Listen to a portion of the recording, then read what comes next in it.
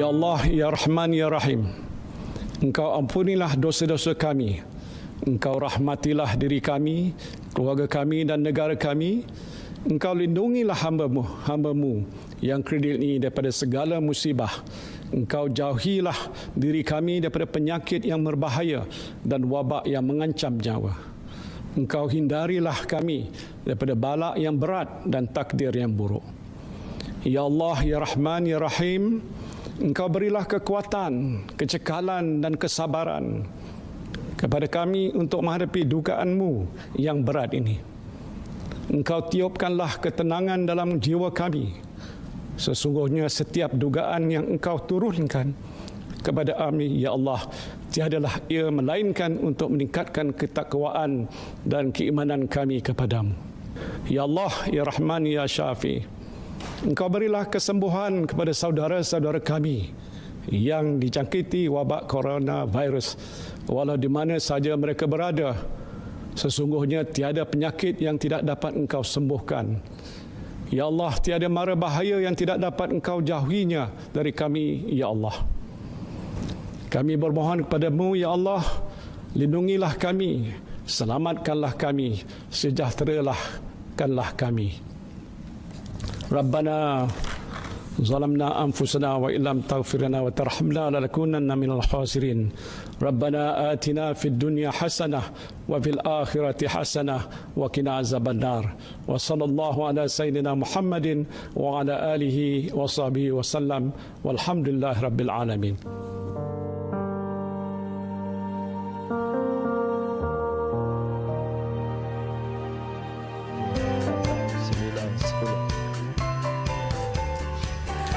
Dalam kita menjalani hari-hari di rumah ketika perintah kawalan pergerakan ini berlangsung, maka susunlah aktiviti bersama keluarga. Jangan hanya makan, tidur, tetapi beriadahlah. Keluarkan peluh, regangkan otot-otot yang telah keras. Dan apatah lagi, ketika ini kesihatan perlu berada pada tahap yang paling optimum, yang paling tinggi. Maka carilah peluang, ruang dan ketika untuk kita beriadah bersama-sama dengan keluarga. Sebenarnya bukan hanya kesihatan yang kita cari, tetapi kita juga sedang berusaha untuk menjadi hamba Allah yang terbaik dan mengharap kasih sayang Allah kepada kita dengan beriadah. Sebagaimana yang disebutkan oleh Nabi SAW, al-mu'minun qawi khairun wa ahabbu ilallah minal mu'min dhaif. Orang mukmin yang kuat itu lebih baik dan lebih dikasihi oleh Allah berbanding dengan orang mukmin yang lemah. Maka beriadahlah dan berusahalah untuk menjadi hamba Allah yang terbaik. Assalamualaikum warahmatullahi wabarakatuh.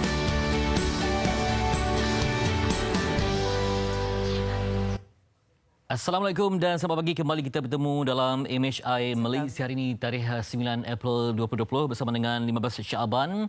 Kita doakan anda dalam keadaan yang sejahtera dan juga dapat menempuh dugaan ini dengan sabar dan tenang. Selain mengikuti segala perkembangan tentang COVID-19 di akhbar dan juga di media, segalanya yang sahih kami berikan untuk anda. Pastinya kami berdua menemani anda hari ini, Fitri Raya, dan juga bersama saya Sofia Nur Solihatun. Semoga anda dalam keadaan baik saja, dan pastinya hari ini kita telah pun masuk hari ke-23 Perintah Kawalan Pergerakan PKP dan telah pun diumumkan yang esok dijangka kita akan mengetahui apakah status berkenaan PKP, adakah ia akan dilanjutkan atau tidak selepas tarikh 14 April nanti. Itu dia. Pastinya ramai yang bertanya, yang gundah dan juga mungkin ada yang menyuarakan kebimbangan. Ada yang dah pun reda, dah pun terbiasa dengan cara hidup dan corak kerja ketika perintah kawalan pergerakan ini. Mungkin pejabat awam pun dah ada yang terbiasa dengan bermesyuarat dalam talian, yang terbiasa dengan mungkin mencatu makanan ataupun yang dah terbiasa dengan pelbagai jalan lah. Biasanya mudah untuk satu tempat, tapi kalau anda ada keperluan penting sekalipun, nak ketemu janji dengan doktor pun perlu melalui sekatan, membawa surat kebenaran yang telah pun disahkan supaya urusan itu dapat dipermudahkan. Dan saya percaya bahawa petugas keselamatan yang saya temui di setiap sekatan pun sangat timbang rasa. Mereka bertanya, dan bertanya itu bukan marah-marah tetapi ingin mendapatkan penjelasan supaya kita ini patuh dan bersama-sama dapat kita menerima layanan yang sangat adil dan kalaupun ada keperluan mereka sedia untuk mendengar. Jadi saya sangat kagum dan juga sebab saya tak ada peluang untuk berjumpa dengan petugas di KKM, Kementerian Kesihatan yang menyambung nyawa membasah keringat Setiap mereka hari, untuk ya. pesakit, tapi yang di jalanan kadang-kadang tengok panas ya, mereka berpeluh tapi demi keselamatan awam mereka ni luangkan masa dan tenaga mereka demi negara. Saya tertarik kerana awak membawakan satu, mungkin ada sisi lain kita nampak, kita tahu sedang berlaku tapi kita tak sedar sebenarnya mereka dalam keadaan memastikan penguasaan itu dijalankan, mereka juga menjaga kita dengan cara yang penuh hemah dan sebagainya. Kerana kalau kita melihatkan, kalau kita terbiasa dengan kehidupan kita sekarang, mungkin itu satu perkara yang baik. Kerana kita masih tidak tahu bagaimana status perkembangan wabak ini di seluruh dunia sebenarnya. Dan baru saja diumumkan KKM yang baru ini telah pun mempunyai 69 kes sporadik. Sporadik ini berkenaan ataupun kita tak tahu datang dari mana ataupun kita mempunyai hubungan dengan siapa, tidak keluar negara tetapi mempunyai wabak dan penyakit itu dalam pesakit-pesakit 69 orang ini. Jadi nak dikatakan keadaan masih selamat, tidak juga. Keadaan mungkin keadaan yang terkawal tapi ini antara masa yang perlu kita masih kekal berjaga-jaga dan cakna dengan segala apa yang berlaku pada hari ini sebenarnya. Betul. Kita harapkan lebih ramai yang sembuh dan ketika kami bersiaran langsung ini di dunia ada lebih kurang 1.5 juta kes telah pun dilaporkan. Wow. Yang mana jumlah kematian menghampiri angka 90,000 orang. Dan jumlah yang sembuh kita harapkan ada cahaya dalam kemelut COVID-19 ini 329,000. Dan kalau melihat kepada perincian negara, masih Amerika Syarikat dengan kes hampir 1/2 juta. Wow. Diikuti dengan Sepanyol, Itali, Jerman, Perancis dan juga China, Iran, UK. Dan melihat kepada negara Eropah yang sedang bergelut dengan COVID-19 ini, mereka pun melalui perbincangan Persatuan atau Persatuan Eropah berdepan dengan kemelut untuk nanti bagaimana nak membangunkan kembali ekonomi mereka dengan satu perkara yang tak dapat dijangka. Baik, sama-sama kita melihat statistik dunia, kita juga nak kongsikan apa yang termuat dalam akhbar untuk hari ini. Dan kalau ada yang bertanya esok berdebar, tapi mungkin kita dapat bayangan sikit ya. Kalau hari ini melihat kepada apa yang disuarakan oleh pakar kesihatan, menyebut bahawa mereka menyarankan PKP ini disambung. Pakar kesihatan berpendapat kerajaan perlu menyambung perintah kawalan pergerakan PKP yang sepatutnya tamat pada 14 April ini kerana trend jangkitan belum menunjukkan penurunan ketara dan tahap pematuhan rakyat tidak memuaskan. Dibimbangi jika PKP terus ditamatkan, kes positif akan kembali meningkat kerana rantaian jangkitan belum diputuskan. Dan sehingga kini sebanyak 85% daripada 177,000 responden tinjauan mendapat dibuat Berita Harian melalui Facebook turut menyokong PKP disambung.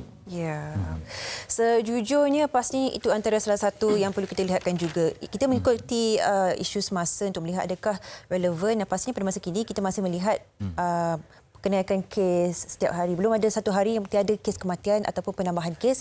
Jadi ini perlu dilihatkan semula. Baik. Dan itu dia, bagi mereka yang pulang dari luar negara dan sebagainya, memang disarankan kuarantin diri sendiri jika berasa tidak sihat. Selain pakar dari pelbagai aspek telah pun menjelaskan dengan perincian yang cukup mendalam, anda boleh baca di Berita Harian nanti. Antara lain kata mereka, saya mengambil contoh pakar virologi Profesor Emeritus Dr. Lam Saikid berpendapat PKP hanya boleh ditamatkan sekiranya berlaku penurunan kes baru 1 hingga 2 minggu berturut-turut. Baik. Kadang hari ini mungkin kita nampak macam penurunan. Kadang naik balik kan. Tapi kalau betul-betul konsisten menurun, barulah boleh dilaksanakan ataupun ditamatkan PKP ini. Itu indikasi sebab sebenarnya kita juga berbincang dengan profesor dari sebuah kolej, katanya Mei. Wow. Sebab bukan mudah sebab hari ini mungkin ada kontak rapat dengan responden ataupun mereka yang terjangkiti. Mungkin kita tak pasal tunggu 2 minggu lagi. Jadi ia mengamalkan masa yang agak panjang. Okey, selain itu pakar virologi juga Profesor Dr. Sazali Abu Bakar percaya kerajaan akan melanjutkan PKP sehingga bulan ini atau pertengahan bulan Mei disebabkan faktor rantaian. faktor rantaian dan juga kita melihat peningkatan kes sporadik yang juga menjadi kebimbangan ramai. Baik, saya teruskan dengan perkongsian di News Straight Eastern. Dalam kita meraihkan dan memberikan hormat kepada mereka di barisan depan frontliners, ada juga di antara mereka yang dikatakan atau dikategorikan sebagai unsung heroes, the backliners ataupun di barisan belakang sebenarnya. Di antara mereka, cleaners, sewerage and sanitation workers and street sweepers have toiled quietly outdoors throughout the MCO, risking their health daily. How do we thank them? Ini antara inisiatif mereka yang masih diteruskan sehingga ke hari ini sebenarnya kalau kita melihat dan meninjau di jalanan di seluruh negara. Bagi mereka staf pembersih, sektor kumbahan, pekerja sanitari, penyapu jalan dan sebagainya, mereka masih meneruskan usaha dan masih mengekalkan tanggungjawab mereka untuk memastikan jalan-jalan kita dan negara dalam keadaan yang bersih. Cleaners, sewerage and sanitation workers, most of them have kept our cities and towns habitable during the MCO, toiling quietly outdoors on a daily basis, despite fears that the COVID-19 virus could pose a threat to their lives. So for these workers, working under the MCO has its challenges, including maintaining a safe distance among each other. So during this period, they are required to wear face masks in all operations and wash their hands regularly. Ini antara pengorbanan mereka. Walaupun kita melihat mereka setiap hari, mungkin kita tak sedar. Mereka juga berjuang. Mereka juga perlu menjaga penjarakan sosial walaupun sukar kerana mereka melalui kawasan yang sempit, kawasan bandar dan sebagainya. Dan mungkin di zon-zon merah juga perlu dijagakan sanitasi kawasan itu. Jadi ini antara mereka yang perlu kita raikan juga, melihat pengorbanan mereka, dan antara rider-rider penghantaran makanan juga ya. Betul, ya. Mereka bertukus lemus dari 8 pagi sehingga ke 8 malam sehingga program semua tertutup.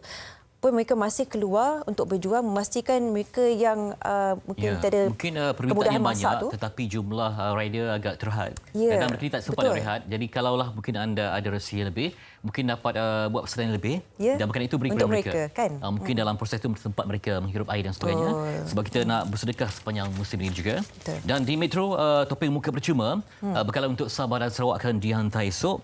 Di mana sebanyak 24.6 juta topeng muka percuma akan mula diagihkan kepada rakyat Malaysia, yang mana setiap isi rumah akan menerima 4 alat pelindungan berkenaan yang akan diedarkan oleh petugas Barisan Harapan dalam tempoh yang terdekat.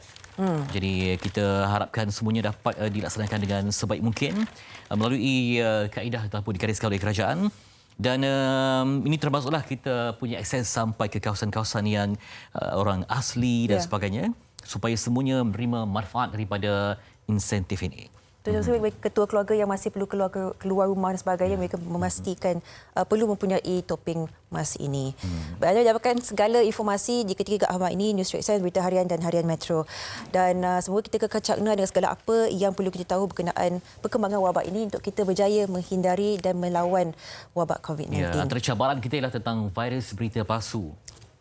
Jadi anda boleh ikuti di pelbagai saluran maklumat MKN yang memberikan maklumatnya. Kadang-kadang tersebar orang panik, orang bertanya-tanya dan akhirnya dapat diselesaikan melalui maklumat yang telah pun disahihkan oleh Majlis Keselamatan Negara. Jadi kita harapkan semuanya dalam keadaan yang berwaspada, patuhi jarak sosial yang telah pun ditetapkan ketika membeli belah, ketika berurusan penting di pelbagai kaunter kalau tak dapat dielakkan. Dan kalau ada urusan, kita kena pandai-pandai untuk buat jadual. Ada urusan yang penting tapi tak segera. Ada mungkin yang tak penting tetapi perlu disegerakan. Kita kena pandai membuat jadual dan susun semua aktiviti untuk kita biasakan dengan situasi PKP ini. Semoga ada manfaat yang dapat kita kutip daripada ibrah yang disampaikan oleh pencipta dengan ujian ini. Ini pastinya satu perjuangan yang perlu memastikan kita semua bertanggungjawab untuk memainkan peranan masing-masing. Jadi ingat, berpada-pada dan pakai hand sanitizer, pakai mask di mana-mana saja anda berada. Ada perkara yang kita ingin wawarkan sebenarnya, Fatri. Di antara di sini berkenaan dengan I Can See Your Voice Malaysia musim ketiga. Duduk rumah dan teruskan menonton TV3 kerana minggu ini 6 lagi peserta akan beraksi di I Can See Your Voice Malaysia minggu ke-9. Dan minggu ini kita ada Syah Amzah dibantu oleh Yusri Abdul Halim, Jihan Musa dan Mark Adam bersama penyiasat jemputan Nadia Nisa Zarazia membuat pilihannya di I Can See Your Voice Malaysia pada 12 April jam 9 malam di TV3. Anda juga boleh stream live di HD ditonton. Jangan percaya anda apa yang anda lihat. Pastikan anda jangan ketinggalan untuk menyaksikan musim ketiga ini bagi I Can See Your Voice Malaysia. Baik, dapatkan 30 hari langganan akhbar digital NSTP secara percuma sepanjang tempoh Perintah Kawalan Pergerakan dari 26 Mac sehingga 14 April 2020. Dan untuk langganan sila layari www.nstp.com.my/mco. Di samping anda eratkan hubungan keluarga, bertugas seperti biasa dari rumah barangkali, anda dapatkan maklumat yang terperinci, kupas yang mendalam. Sebab biasanya mungkin kalau di dalam talian kita hanya klik pada bahagian yang penting bersumberkan berita, tapi kalau akhbar digital ini kita dapat melihat segenap sisi akhbar berkenaan. Mungkin akhbar ruangan rencana, agama, sukan dan sebagainya. Dan termasuklah berita-berita antarabangsa, isu-isu yang menambahkan ilmu. Dan juga barangkali ada tak biasa dengan surat pembaca.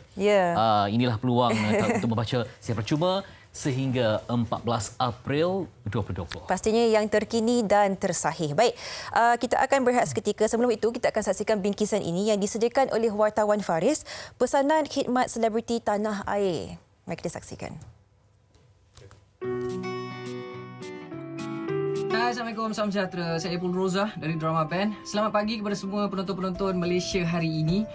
Di kesempatan ini saya ingin berpesan kepada diri saya dan juga rakan-rakan di luar sana agar sentiasa menjaga keselamatan diri dan juga stay indoor. Kawan-kawan, jangan degil, jangan keluar please. Tolong, senang je duduk kat rumah sebenarnya. Cuma dia adalah cabaran-cabarannya kan. Tapi tolong untuk kita kalahkan ujian getir kali ini. Dan insyaAllah bersama-sama kita akan menghadapinya. Stay safe everyone and stay indoor. InsyaAllah. Hai, Assalamualaikum kepada semua penonton Malaysia hari ini. Saya Marsila Hassan, pembaca berita TV3. Okey, saya nak pesan kepada anda semua supaya pastikan anda menjaga kebersihan diri dengan sempurna. Jangan lupa untuk kerap mencuci tangan menggunakan sabun dan jangan lupa juga untuk menggunakan hand sanitizer. Kalau anda perlu untuk keluar membeli barang-barang keperluan harian, pastikan anda memakai face mask dan pastikan anda menjaga jarak 1 meter ketika berada di tempat awam. Buat pembelian dengan cepat, balik rumah, letak barang ke tepi dan terus mandi. Kalau bolehlah, kalau tak ada apa-apa urusan yang penting, just stay at home, stay safe everyone. Hai, Assalamualaikum semua penonton MHI. Okey, Ira dekat sini nak ingatkan korang, please duduk dekat rumah. Kenapa kita kena duduk kat rumah? Untuk kita jaga semua rakyat Malaysia. Bukan saja diri kita tapi semua. So, Ira harap sangat korang tak keluar melainkan ada perkara penting. Perkara penting tu macam korang nak tambah stok makanan ataupun korang kena pergi hospital, benda-benda yang macam tu. Sebab kita boleh tengok yang benda ni dah jadi makin serius dan kita tak nak gelombang ketiga datang pula. So, Ira hopefully korang boleh dengar kata kerajaan. Kerja kita sangat simple and Ira harap sangat korang jaga kesihatan korang. Walaupun duduk dekat rumah, please jaga kesihatan korang, okay? So, stay safe and duduk dekat rumah, okay?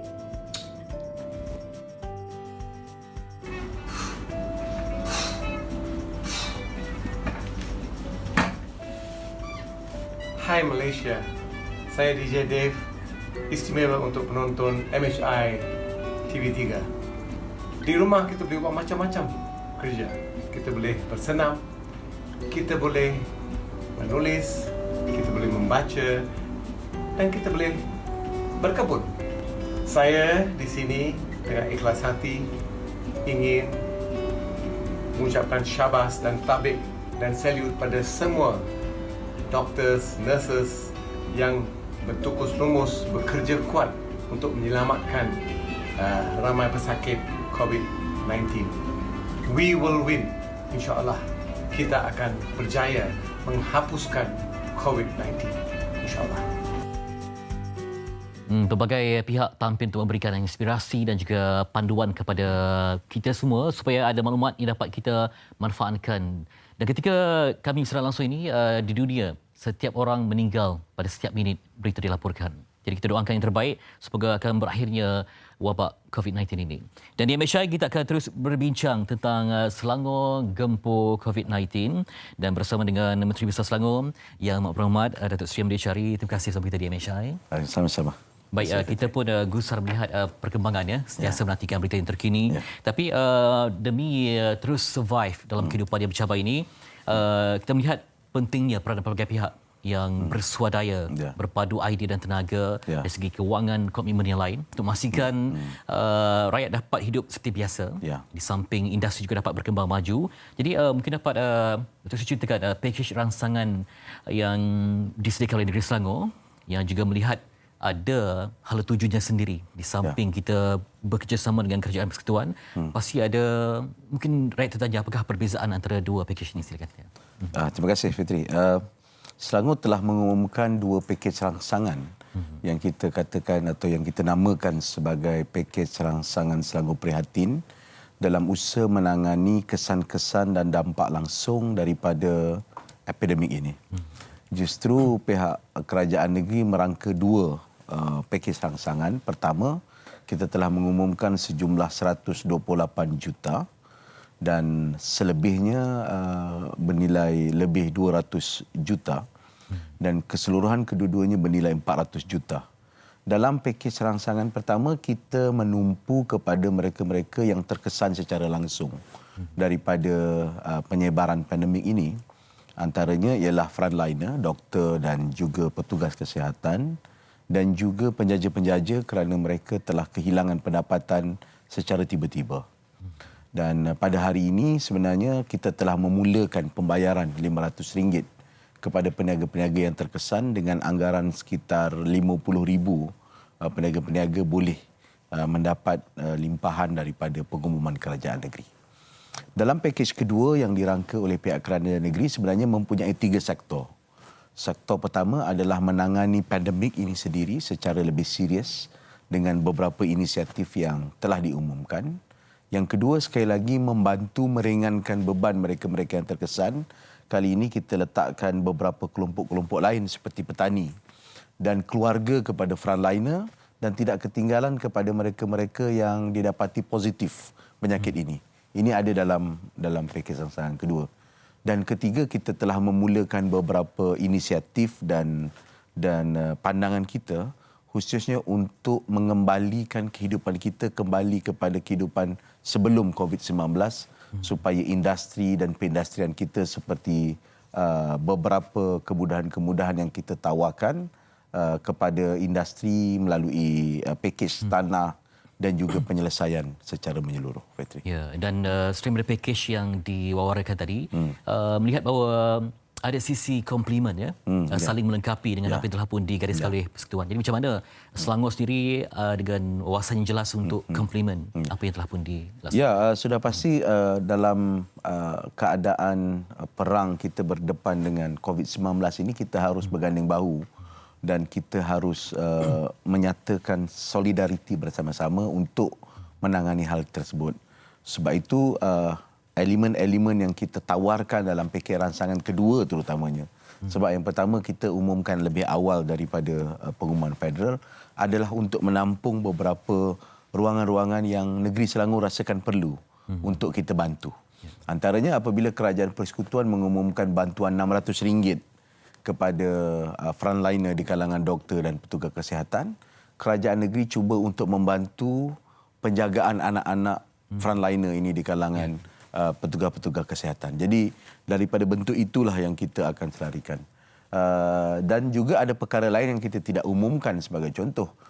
Bila kerajaan pusat membawa warga kita daripada luar negara dan sekarang harus dikuarantinkan dalam tempoh 14 hari di pusat-pusat kuarantin yang telah ditetapkan, kerajaan negeri juga merasakan kita perlu membantu dan pada hari ini sekitar 20 hingga 30 bas percuma Selangorku yang tidak bergerak pada hari ini kita gunakan untuk feri dan membawa warga tempatan kita yang sekarang dikuarantinkan di beberapa hotel dan di beberapa pusat kuarantin di negeri Selangor, khususnya yang datang daripada luar negara. Dan Datuk Seri bagaimana segi perjalanan semua yang dirancang ini?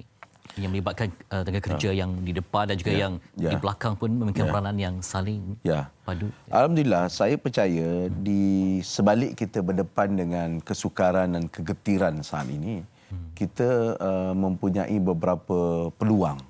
Dan di antara peluang yang besarnya adalah bagaimana kita dapat lihat sikap rakyat kita daripada pelbagai lapisan walaupun mungkin berbeza sebelum ini boleh berganding bahu untuk berdepan isu ini bersama-sama dan menangani isu ini bersama-sama. Sebab itu sebagai contoh bila Perintah Kawalan Pergerakan diumumkan, memang di awal minggu tu kita berdepan masalah. Mungkin kadar kepatuhan below than 80% sesuaikan ataupun diri, 70%. Tapi dalam PKP yang kedua atau fasa kedua ini kita lihat kadarnya sampai 90%. Saya bertemu dengan Ketua Polis Selangor, mereka merekodkan sekitar 92 hingga 93% rakyat telah patuh kepada PKP ini. Jadi saya percaya walaupun kita berdepan dengan kesukaran dan keadaan luar biasa ini, namun ia juga mengajar kita untuk lebih bersatu hati dan melihat mana prioriti ataupun keutamaan kita dan boleh melupakan berbagai perbezaan semata-mata untuk kita berdepan dengan bahaya yang lebih besar seperti ini. Itu dia. Tadi disebut tentang komitmen, kita melihat bahawa Selangor Task Force COVID-19 yang diterajui oleh mantan Kesihatan Yang Berhormat Datuk Zulkifli Ahmad yang juga memberi impak lah. Sebab kita melihat pada statistik negeri Selangor dengan data yang tertinggi. Jadi bagaimana ia digerakkan dan juga keberhasilan dalam usaha. Kita melihat kepakaran beliau itu amat penting untuk membantu segala usaha. Ya, terima kasih. Sebenarnya dalam Selangor Task Force ini bukan saja peranan Datuk Seri Dr. Zulkifli Ahmad selaku bekas Menteri Kesihatan yang berfungsi mengetuai gerakan ini, tetapi kita dibantu oleh pakar-pakar yang tersendiri dalam bidang masing-masing. Dr. Christopher Lee, Dr. Christopher Lee, Profesor Dr. Adiba dan juga Dr. Hilmi yang mempunyai kepakarannya yang saya anggap mampu banyak membantu kita.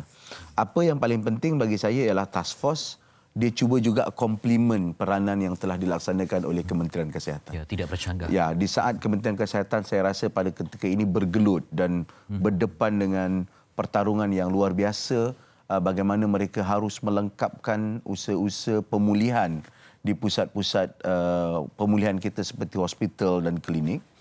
Saya kira peranan task force adalah membantu institusi-institusi seperti premis-premis perniagaan, pasar dan sebagainya agar dapat bertindak dan beroperasi dengan cara yang lebih baik, khususnya berdepan dengan isu epidemik ataupun COVID-19 ini. So, peranan mereka kebanyakannya adalah untuk memberi khidmat nasihat dan peranan. Garis-garis panduan yang telah mereka laksanakan dan mereka aturkan untuk kita berdepan dengan situasi epidemik ini dan tidak menjadi salah satu sub-cluster yang baru. Itu yang pertama. Yang kedua, task force ini juga membuat analisa. Kita agak beruntung, Dr. Hilmi yang terlibat dengan kita sebenarnya datanya dan sistemnya itu digunakan oleh negara-negara lain termasuk di Amerika Selatan untuk menganalisa denggi dan menganalisa wabak dan COVID-19.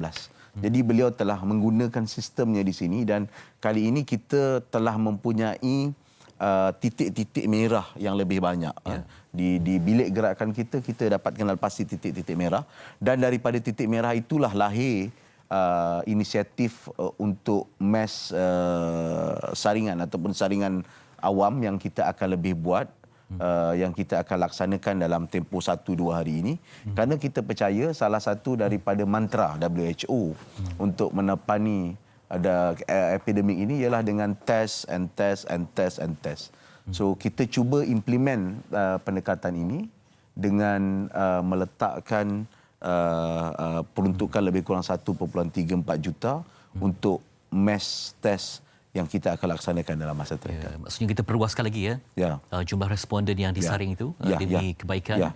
Bagi kita berbincang banyak lagi dan saya percaya bahawa rakyat yang sebelum ini dah terbiasa dengan berniaga di jalanan contohnya yang menggerakkan PKS mahukan suara mereka didengari dan juga tangan mereka ini disambut.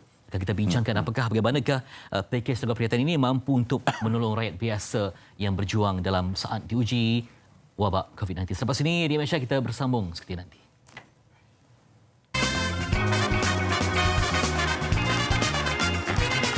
Selamat kami sampaikan kepada anda melalui Media Prima kepada penonton setia di samping segala yang informatif dan juga memberi manfaat. Dan kita masih lagi bersama dengan Yang Amat Berhormat Datuk Seri Amri Syari, Menteri Besar Selangor.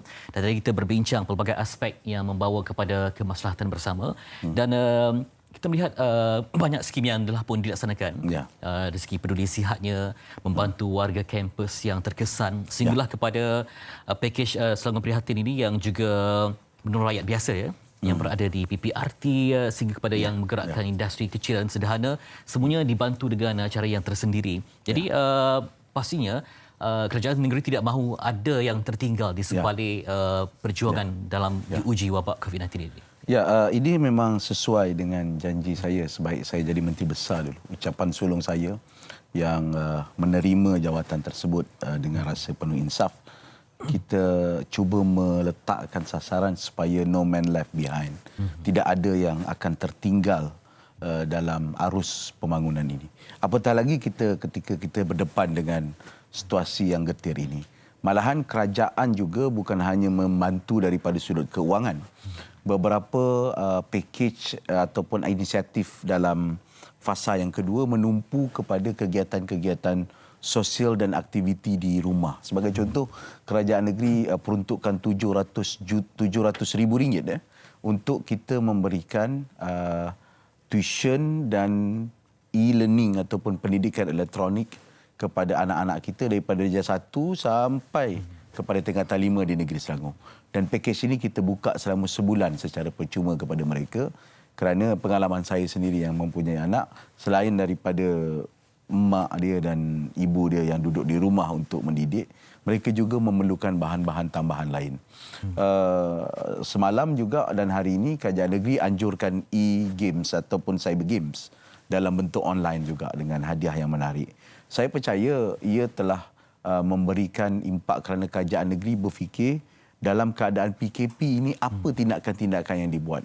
Malahan Perbadanan Perpustakaan Awam Negeri Selangor pada ketika ini juga telah membuka secara percuma buku-buku digital yang ada dalam sistem kita supaya anak-anak kita dan mereka yang ulat buku dapat akses kepada bahan bacaan sepanjang daripada tempoh PKP ini.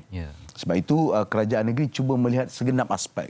Sama ada kekurangan kewangan, bantuan-bantuan yang lain seperti makanan dan sebagainya, melajak mahasiswa-mahasiswa kita, dan tidak ketinggalan aspek-aspek bekalan makanan seperti pasar, Selangor Agro Bazaar dan juga kitaran perniagaan di sekelilingnya, di samping apa yang saya sebut program-program sosial yang boleh diisi sepanjang tempoh PKP dan proses kita melawan COVID-19 ini.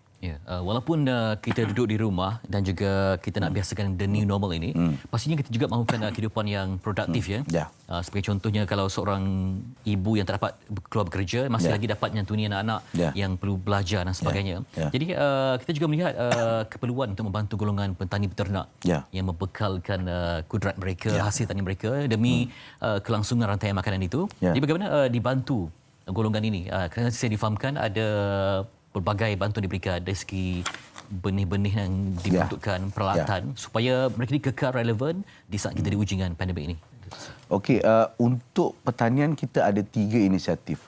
Inisiatif pertama kita namakan sebagai bantuan makanan dan juga bantuan kepada kelompok-kelompok petani yang pendapatannya RM1,500 ke bawah. Datanya kita dapat daripada Farma dan Jabatan Pertanian. So itu memang kita bantu program-program kebajikan mungkin mereka perlukan beras sepanjang tempoh PKP ini berlangsung.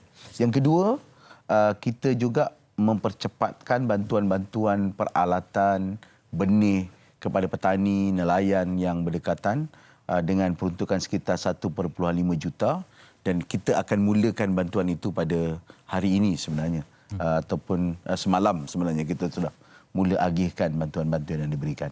Dan yang ketiga, Selangor telah memperkenalkan pada 27 hari bulan Mac yang lepas, kita panggil sebagai Selangor Agro Bazaar ataupun Selangor Agro Market, di mana kita ada 9 lokaliti di negeri Selangor, kebanyakannya di Pejabat Farma, di Kuala Selangor, di Sabak Bernam, sampailah di Shah Alam dan juga di Puchong, di Dengkil dan beberapa lokaliti lain.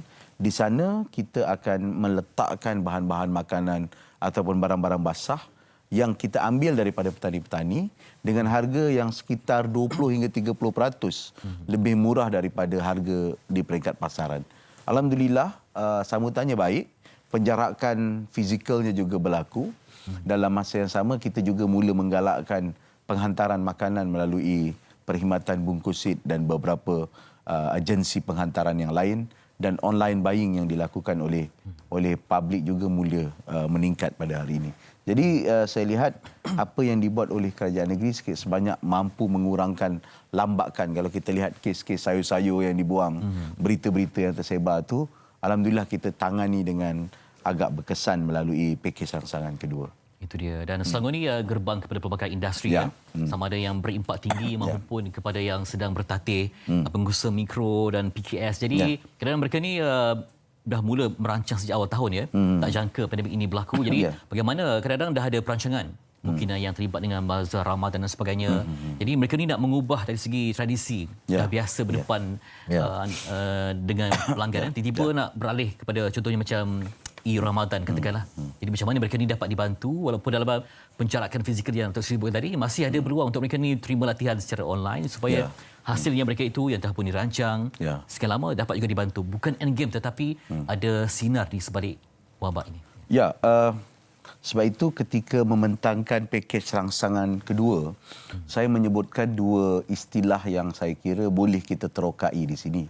Yang pertama yang new normal tadi ataupun normal yang baru yang kita lalui, dan juga cognitive challenge ataupun cabaran kognitif ketika kita berdepan dengan epidemik ini.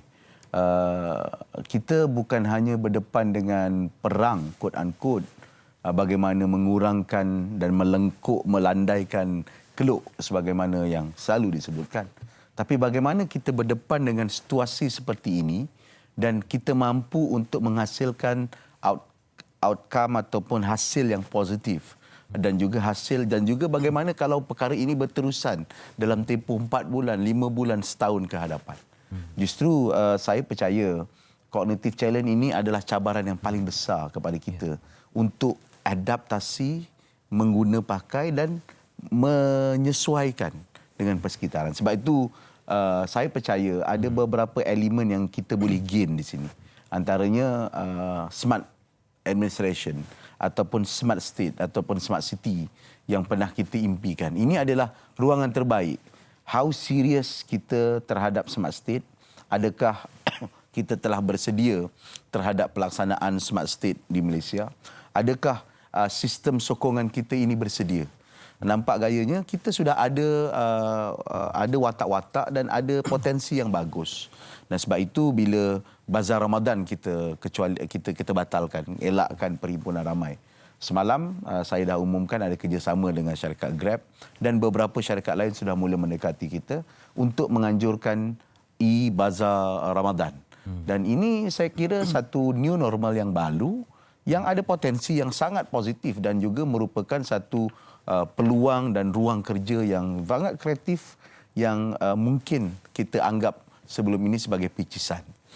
Yang kedua, mesyuarat-mesyuarat yang dianjurkan di antara pentadbiran dan kerajaan negeri pimpinan juga sudah boleh berjalan melalui teleconference,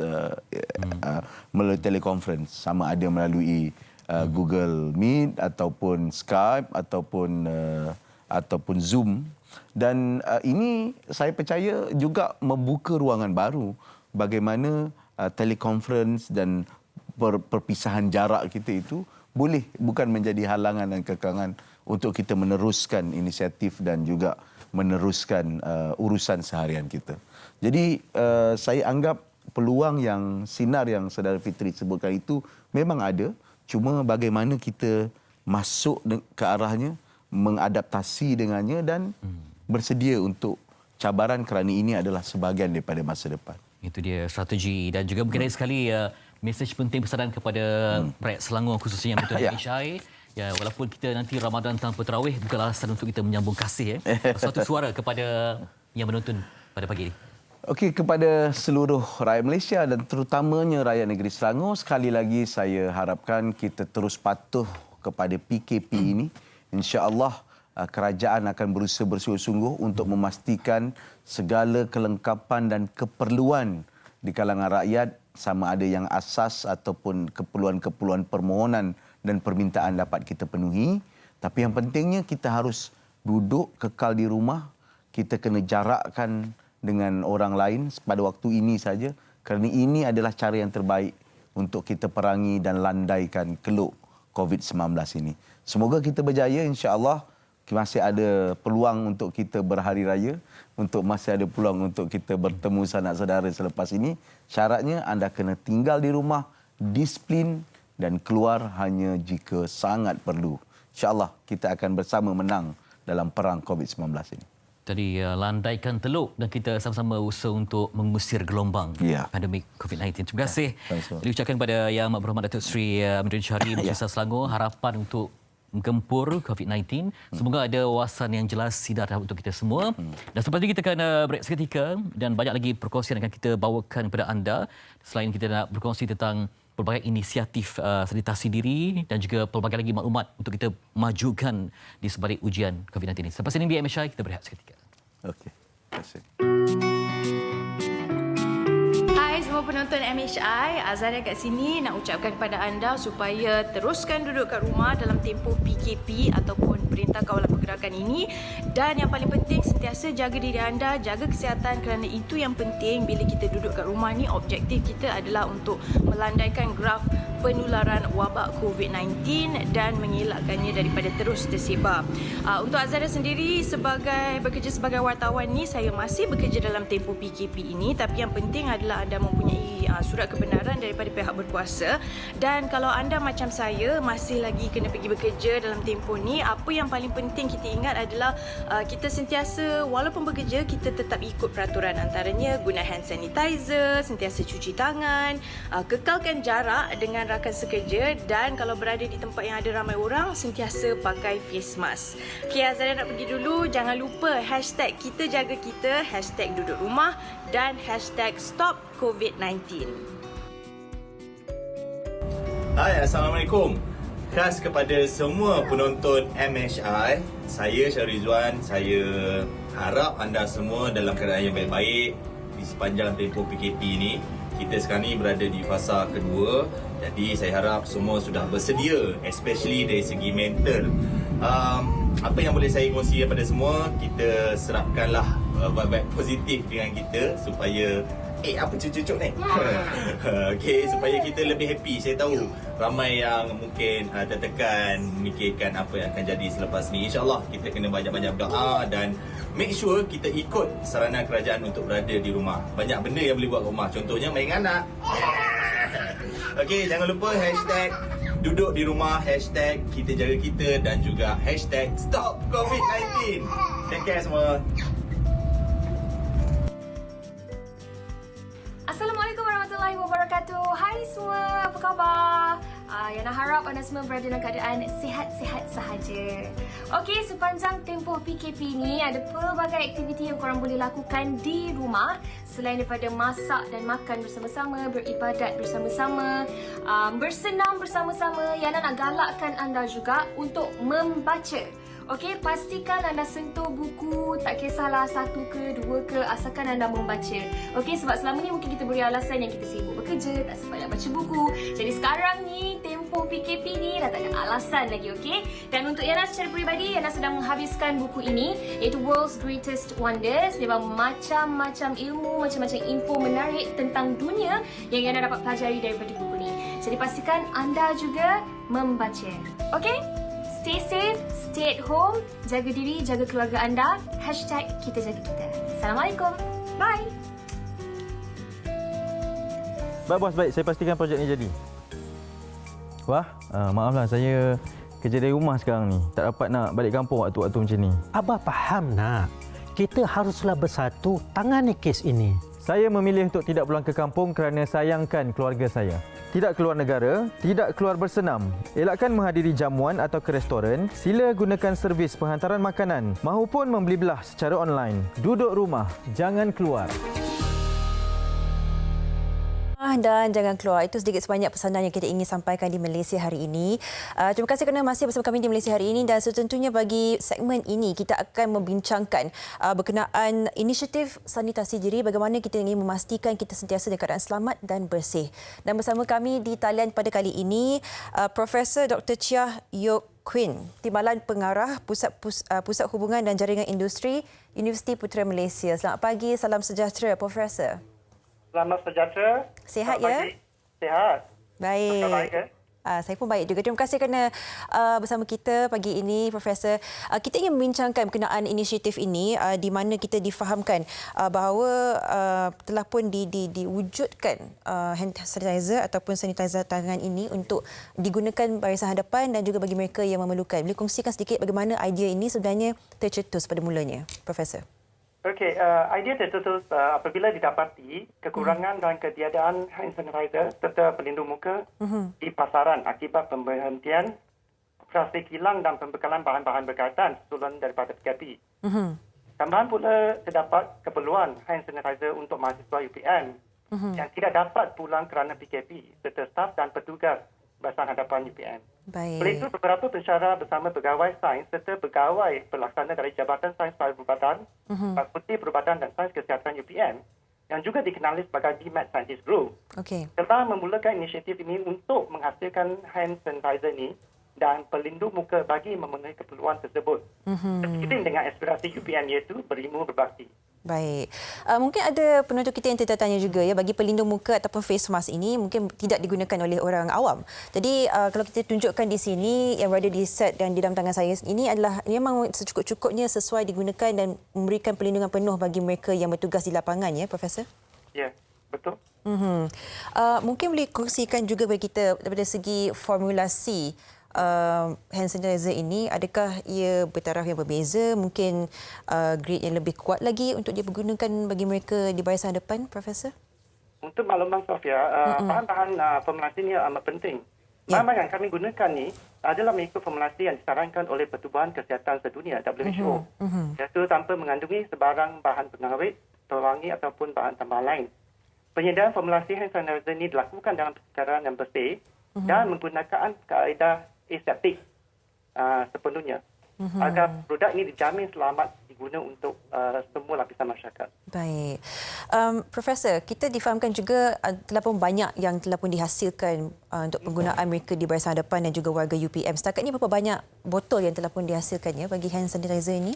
Setakat ini buat masa ini kami telah menghasilkan sebanyak 1,500 botol untuk edaran dalaman. Baik. Ada perancangan untuk membuat lebih banyak lagi mungkin untuk kegunaan masa terdekat ni? Memang ada dalam perancangan. Kita mengalukan kerjasama daripada pihak industri dan badan-badan NGO supaya hasrat murni dapat dicapai. Pastinya satu hasrat yang sangat murni dan ini pastinya sangat diperlukan bagi mereka yang berada di lapangan di barisan hadapan ya. Bagi mereka yang turut serta menjayakan projek ini bersama dengan Profesor sendiri, bagaimana semangat mereka semasa ialah mereka menjayakan projek, semasa mereka melakukan ataupun mewujudkan hand sanitizer dan juga pelindung muka ni, Profesor? Okey, semangat pensyarah bersama pegawai sains serta pegawai pelaksana dari Jabatan Sains Perubatan UPM ni amat positif dan sentiasa bersedia membantu pada bila-bila masa diperlukan. Berapa ramai warga kerja yang sebenarnya turut bersama projek ini, Profesor? Ramai, kita mengandungi seramai 5 pensyarah dan termasuk pegawai sains serta pegawai pelaksana. Baik. Kita ingin dengarkan sedikit sebanyak kalau disampaikan satu mesej ataupun pesanan yang Profesor nak sampaikan kepada mereka yang berkhidmat di barisan hadapan, frontliners, bagi mereka semua yang turut serta melawan wabak COVID-19 ni pada ketika ini, apa yang Profesor nak sampaikan kepada mereka? Terlebih dahulu, terima kasih kepada semua barisan hadapan yang bersama semua rakyat untuk melawan penularan COVID-19 ini. Saya berharap semua rakyat Malaysia bersama-sama membantu kerajaan untuk memutuskan rantaian penularan COVID-19 ini. Saya kepada semua rakyat, stay at home, berhati-hati dengan penyebaran berita palsu ni. #stay at home, kita jaga kita, akhir kata cuci tangan dengan betul dan kerap. Serta menggunakan hand sanitizer yang menggunakan formulasi yang disarankan oleh WHO. Mungkin akhir sekali saya nak tahu jugalah, kerana sekarang ini banyak hand sanitizer yang dijual di pasaran ya, kepada orang ramai. Bagi Profesor sendiri, apa yang mungkin nasihat yang boleh disampaikan kepada orang ramai untuk memilih hand sanitizer ataupun pelindung hidung, mulut dan hidung yang betul atau face mask yang betul, Profesor?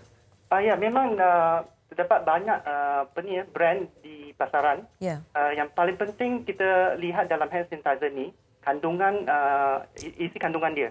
Dia perlulah mengandungi 60 hingga 80% etanol dan seterusnya dia mengandungi H2O2 iaitu hidrogen peroxide yang disarankan oleh WHO untuk mematikan ataupun melemahkan virus-virus ni. Sekurang-kurangnya 80% etanol ya, Profesor? Baik. Kita ingin ucapkan terima kasih kepada doktor dan seluruh warga kerja yang menjayakan projek yang sungguh murni ini bagi membantu mereka kesemua yang sedang melawan wabak COVID-19. Terima kasih sekali lagi kita ingin ucapkan kepada Profesor Dr. Chia Yok Queen, Timbalan Pengarah Pusat Hubungan dan Jaringan Industri Universiti Putra Malaysia. Itulah tadi ini antara anda boleh lihatkan sendiri. Usaha yang berterusan untuk membantu mereka melawan satu orang kata virus dan wabak yang kita cukup takuti, tetapi dengan usaha kerjasama ramai-ramai kita semua sekaligus dapat melawan penularan wabak ini. Kita akan berehat seketika. Sekembalinya kita akan membawa juga antara liputan terkini berkenaan usaha membawa pulang rakyat Malaysia pulang ke tanah air. Segalanya di Malaysia hari ini.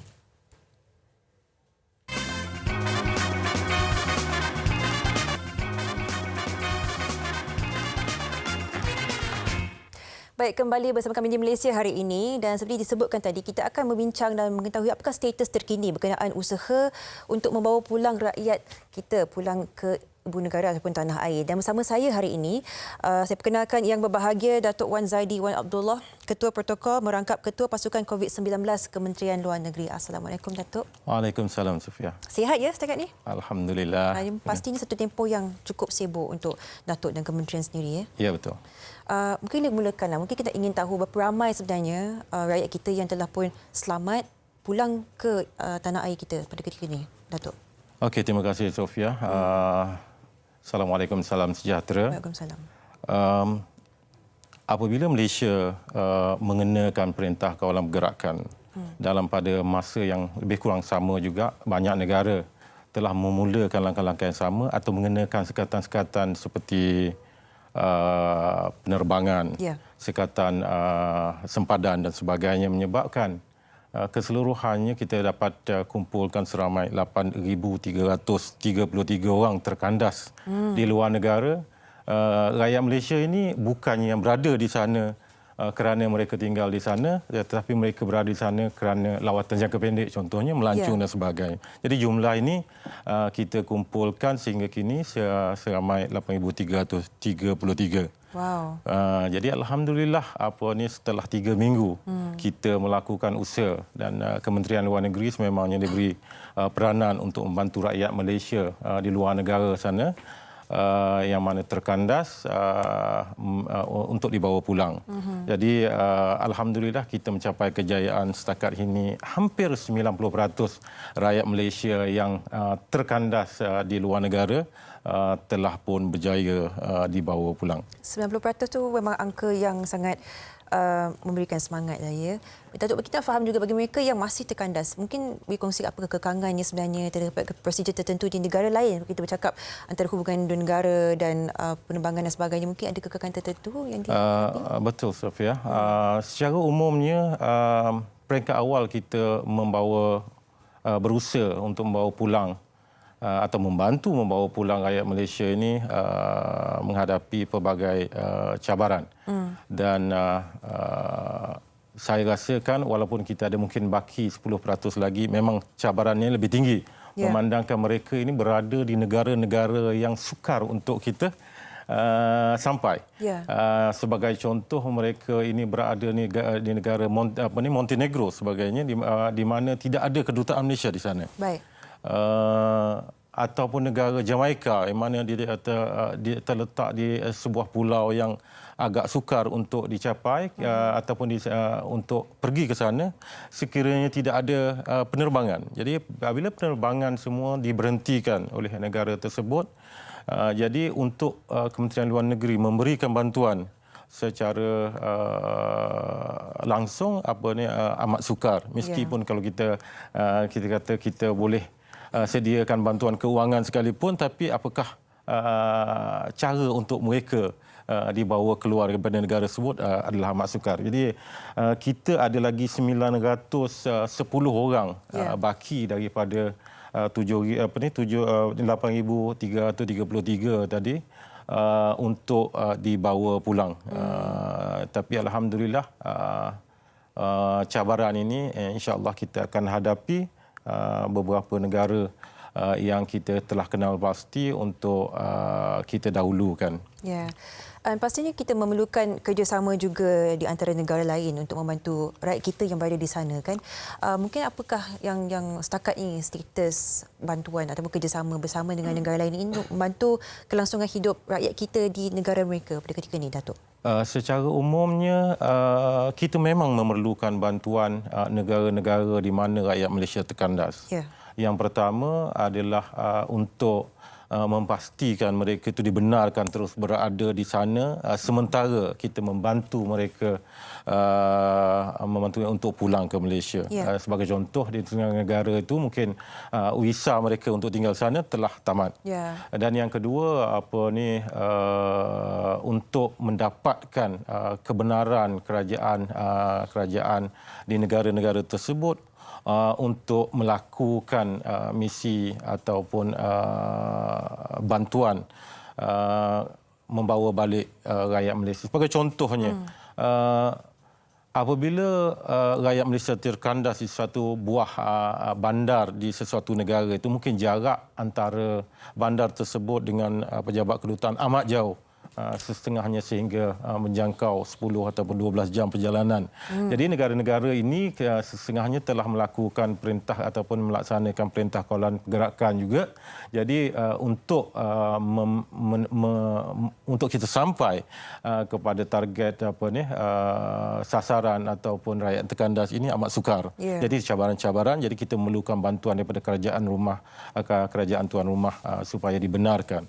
Dan yang ketiganya adalah bila kita membantu sebagai contoh untuk melakukan repatriasi dengan penerbangan-penerbangan yang disusun atau diatur khas untuk membawa rakyat Malaysia itu pulang. Jadi kita perlukan dia panggil kelulusan diplomatik supaya penerbangan itu dapat dibenarkan mendarat di negara tersebut. Jadi alhamdulillah setakat ini segala cabaran tersebut dan bantuan kerjasama negara lain juga dapat dilaksanakan dengan baik. Ini di bawah kita beruntung di bawah kepimpinan yang berhormat Datuk Seri Isyamuddin Tun Hussein dan juga Datuk Kamaluddin Jaafar yang sentiasa berhubung dengan rakan sejawat mereka di pelbagai negara. So kita dapat kerjasama yang baik dari pelbagai buah negara sebagai contoh Brunei, Singapura, Arab Saudi, UAE dan sebagainya. Jadi dengan kerjasama ini memungkinkan rakyat Malaysia yang terkandas untuk dibawa pulang dengan lebih mudah. Jadi selain daripada itu, kerjasama dengan negara lain juga kita lakukan untuk dari sudut berkongsi resources ataupun sumber. Sebagai contoh, apabila rakyat Malaysia di Mesir perlu dibawa pulang ke Malaysia, kita memohon supaya kerjasama diberikan oleh kerajaan Brunei baru-baru ini.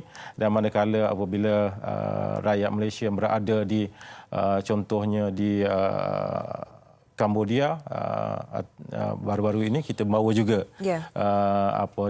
rakyat daripada Brunei untuk pulang ke negara mereka. Datuk, pastinya ada yang khawatir, ada yang mungkin ingin tanyakan soalan ini juga. Bagi mereka yang sekiranya pulang ke tanah air dan disyaki atau mempunyai simptom positif COVID-19, apa prosedur sebenarnya, cara penjagaan untuk memastikan mereka melalui proses kuarantin sebaik-baiknya sebelum mereka pulang ke rumah ataupun kawasan mereka sebaik-baiknya? Datuk. Apabila rakyat Malaysia yang bersiap sedia untuk pulang, mereka ini akan terdedah kepada jangkitan semasa dalam penerbangan ataupun semasa mereka berada di negara tersebut. Jadi kita mengenakan kawalan yang agak ketat juga, maknanya apabila mereka bersedia untuk pulang. Ini bukan dilakukan oleh kerajaan kita semata-mata, makna kerajaan negara tuan rumah juga. Mereka membuat saringan seperti kita membuat saringan. Maknanya jika mana-mana rakyat Malaysia mempunyai simptom ataupun gejala jangkitan ataupun apa-apa gejala sekalipun, mereka mungkin tidak dibenarkan untuk terbang. Jadi mereka tidak akan dibenarkan untuk melakukan penerbangan balik ke Malaysia. Jadi mereka perlu pergi mendapatkan ujian ataupun rawatan sekiranya berlaku keadaan demikian. Maknanya mereka yang benar-benar didapati sihat, barulah boleh dibawa pulang ke Malaysia. Baik. Baik, Datuk, kita berbincang berkenaan ini mungkin dikatakan dua hala daripada luar negara pulang ke sini, dan mungkin kita tanyakan juga bagi mereka mungkin warga asing, pekerja asing sebagainya yang berada di sini, adakah mempunyai status tertentu, adakah mereka semua dalam keadaan yang terjaga dan masih boleh dihantar pulang semula ke negara mereka ke bagaimana sekarang ni? Dari sudut kerjasama tersebut, ia terus berlaku, memang sedang berlaku pun.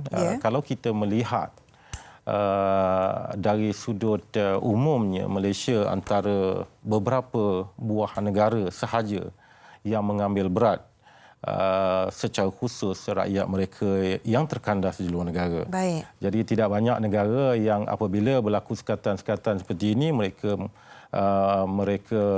mengaturkan supaya rakyat mereka dibawa pulang. Jadi bagi negara-negara lain, banyak negara lain, maknanya apabila sekatan ini berlaku, mereka terpaksa mencari jalan sendiri untuk pulang tanpa bantuan kerajaan mereka. Jadi alhamdulillah kerajaan Malaysia masih mampu untuk membantu mereka membawa mereka pulang. Jadi dalam keadaan itu banyak warga asing yang masih berada di Malaysia, dan kita juga cuba memudah carakan supaya mereka dapat pulang ke negara masing-masing. Sebab itu Perintah Kawalan Pergerakan tidak menghadkan atau tidak menghalang rakyat asing untuk pulang ke negara masing-masing, dan bahkan kita memberi kerjasama. Sebagai contoh, semasa kita membuat usaha untuk membawa balik rakyat Malaysia daripada India, dalam masa yang sama penerbangan yang ada itu kita tawarkan kepada kerajaan India supaya mereka dapat membawa pulang rakyat mereka sekali. Sebaik-baiknya. Akhir sekali, Datuk, kalau kita ingin dapatkan mungkin nasihat yang cukup ringkas bagi mereka yang mungkin masih terkandas di luar negara, apa yang nak sampaikan? Jadi kepada rakyat Malaysia yang berada di luar negara, sama ada mereka terkandas ataupun tidak terkandas, di negara-negara tersebut, mereka dinasihatkan sentiasa berhubung dengan pejabat kedutaan ataupun konsulat Malaysia di luar negara, supaya keberadaan mereka diketahui apabila ada berlaku keadaan yang memerlukan bantuan daripada pihak kerajaan. Ataupun dalam keadaan-keadaan yang lebih serius daripada itu, mereka mudah dan boleh dihubungi. Kebanyakan Kementerian Luar Negeri biasanya menerima pertanyaan daripada ahli keluarga dan sebagainya. Jadi jika mereka tidak berdaftar dan kita tidak tahu keberadaan mereka, agak sukar untuk kita mengenal pasti kedudukan dan keadaan mereka di luar negara sana. Jadi mendaftar dengan kedutaan ataupun even dengan Kementerian Luar Negeri adalah amat-amat digalakkan, terutamanya dalam tempoh ataupun dalam masa kita menghadapi wabak COVID-19 ini. Kita ingin ucapkan setinggi terima kasih kepada Kementerian Luar Negeri. Pastinya banyak inisiatif yang dilakukan untuk membantu orang kita pulang ke Malaysia. Terima kasih sekali lagi diucapkan kepada Yang Berbahagia Datuk Wan Zaidi Wan Abdullah, Ketua Protokol Merangkap Ketua Pasukan COVID-19 Kementerian Luar Negeri. Baik, kita akan berehat seketika. Sekembalinya kita akan melihat pula bagaimana dari perspektif rekaan pakaian perlindungan untuk mereka di Barisan Harapan. Semuanya di Malaysia hari ini.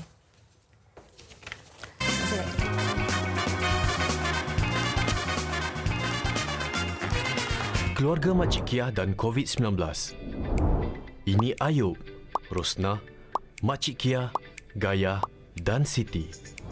Situasinya begini.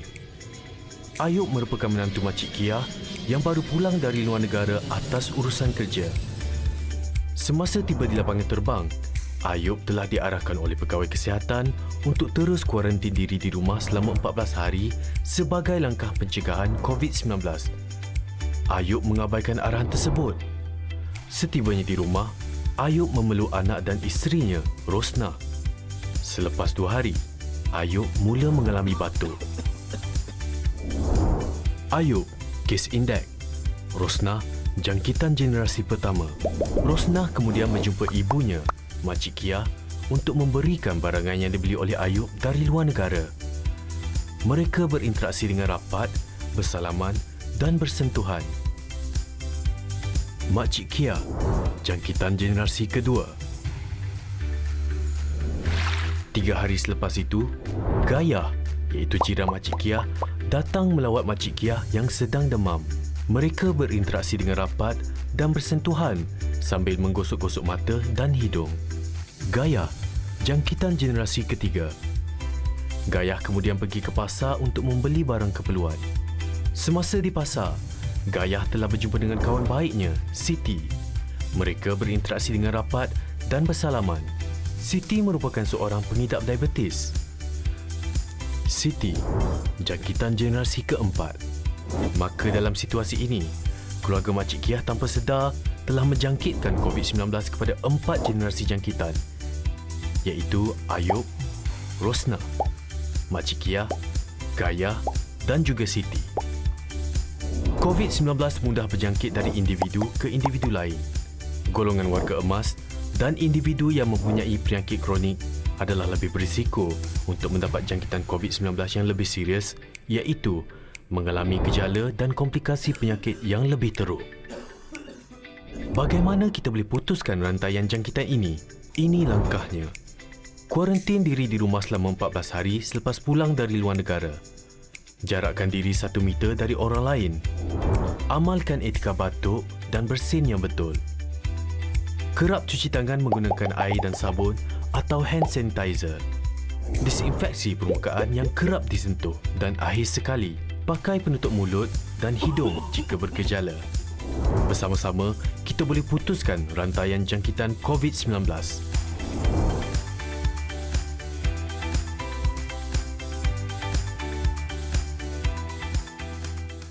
Itu dia cabaran untuk kita menguruskan the new normal ketika COVID-19, dan kita pun berdebar untuk nantikan pengumuman untuk esok. Tapi ramai mencangkakan bahawa berdasarkan kapasiti semasa, PKP mungkin dilanjutkan. Mungkin. Tapi apa pun, kita ingin tahu apakah perkembangan seterusnya bagi Salikin Siddiq sendiri, seorang pelaku fashion yang membuatkan inisiatif menyediakan pakaian perlindungan buat barisan hadapan negara. Di talian bersama kita hari ini, Salikin Siddiq sendiri. Assalamualaikum, selamat pagi. Waalaikumsalam, selamat pagi semua. Wow. Ya, awal pagi dah sibuk ya. Tu. Ya, itulah nak siapkan kan sebab ini ada second perantaran. Batch yang ni lah. Okey, baik. Mungkin sebagai mukadimahnya, sebab penonton MHI pun mungkin baru ada yang bersama kita awal pagi ini. Jadi nak ceritakan apakah aktiviti yang sedang dilaksanakan di premis ataupun di rumah tu? Sejak dah 2 minggu lah saya dengan tim saya lah terpanggil lah untuk orang kata menyiapkan baju-baju PPE ini. Saya ada 2 tim lah, satu tim dengan Datuk Razwan dengan Hospital Sedang dan satu tim lagi UIA dengan Hospital Kuantan. Okey. Sebab kita kena melakukan prosedur juga kan, ikut prosedur membuat pakaian khas ini. Apakah mungkin antara kekangan yang Salikin sendiri hadapi?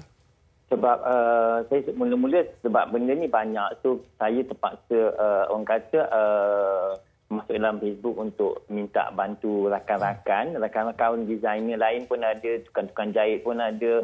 So saya tak langsung tu banyaklah yang feedback, dia kata boleh bantu. So saya agihkanlah tim saya, tim di Ampang, di KL, di Shah Alam dan di Kuala Selangor. Okey, jadi jumlah masa yang diperlukan untuk uruskan tempahan tu bagaimana? Oh, dia pendek ni. Dia okey. Kita tim, saya ada tim yang kita buat dalam 300 set baju, dan tim UIA dengan Kuantan saya dah ambil 200 set.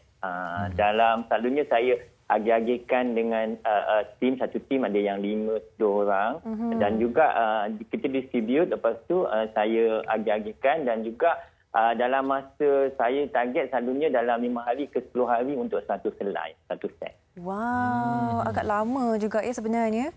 Daripada segi kos pula macam mana? Dapatkan bahan dia? macam tim kita membantu untuk menjahit saja. Sementara KKM bahan-bahan material semua daripada hospital. Ya. Itu dia. Jadi juga ada yang bertanya, merisik khabar bagaimanakah momentum Perika Fashion ketika Ramadan ni? Sebab ketika dulu kalau tanpa COVID-19 ya, bulan-bulan ni memang dah sibuk untuk agihkan tempat pelanggan. Jadi macam mana secara umumnya? Umumnya sebab sebelum lockdown saya sempatlah membuat baju untuk customer. Selalunya saya memang untuk raya saya ambil 3 bulan sebelum saya tutup order. Tapi oleh kerana dah lockdown tu tempahan saya ambil yang hujung-hujung hari tu saya dah tutup lah. Mungkin ada customer yang rapat saya tengah buat dan jugalah saya terpaksa sebab pekerja pun cuti. Pekerja tidak boleh kerja, so saya kena tangguhkan jugalah. Mungkin kalau customer tu buat 3 baju, saya buat 1 baju saja. Sebab nak siapkan PPE ni lah. Lagi satu macam PPE ni kan ada saya buat macam inilah, ni gaun ni, ni yang untuk hantar lah macam anak saya. Saya minta anak saya pakai hari ni. Alah. Kan? Jadi orang pula tahulah anaknya, kaun tu dia ada 8 set dia. Memang payah. Yang set ni banyak, susah sikit. Set ni susah sikit lah. Dia sebab ada topi, ada cap kan. Sebab dia ada macam protokol ataupun mereka bentuk tertentu kan sebab bagi perlindungan. Baik, sedikit kita ucapkan terima kasih lah kerana membuatkan inisiatif yang cukup besar membantu mereka di Barisan Hadapan Frontliners ni. Kalau nak dijadikan satu pesanan buat rakyat Malaysia atau buat mereka yang masih berjuang pada ketika ni, apa yang nak disampaikan, Salikin?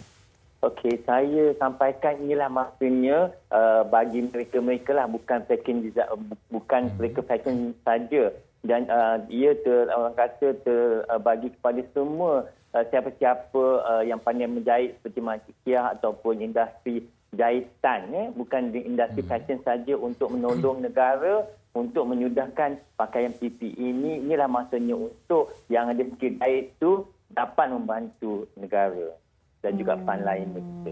Baik, terima kasih atas komitmen yang diberikan. Dan juga semua orang ada hak ataupun peluang untuk membantu negara, insya-Allah. Terima kasih. Terima kasih Salikin. Assalamualaikum. Elok jaga diri. Sama-sama. Baik, itulah tadi. Begitu banyak pihak yang sebenarnya ingin membantu dan cara tersendiri. Jadi dalam mereka membuat inisiatif ini, apa kata kita semua kekal patuhi PKP dan duduk di rumah, dan mungkin kita hanya berdoakan yang terbaik saja. Jadi jahat ya. Betul. Maksudnya, contohnya sebar berita palsu ataupun menyakiti pihak lain. Contohnya ada yang mempertikaikan tugas guru, yang melemparkan fitnah. Kita bimbang ia akan, walaupun anda duduk diam, banyak jiwa yang sensitif sebenarnya. Kita jaga mulut dan jaga pergerakan jari agar tidak menjadi pemangsa yang merosakkan emosi dan kehidupan orang lain. Jaga minda kita. Jangan lupa #stay at home, #kita jaga kita, #kita mesti menang, #break the chain. Kita akan kembali esok dengan banyak pengisian semuanya di Malaysia. Minggu depan ya. Minggu depan. Moga terus hidup percaya dan pandemik ini dapat kita usir dengan semangat semua. Jumpa lagi. Assalamualaikum.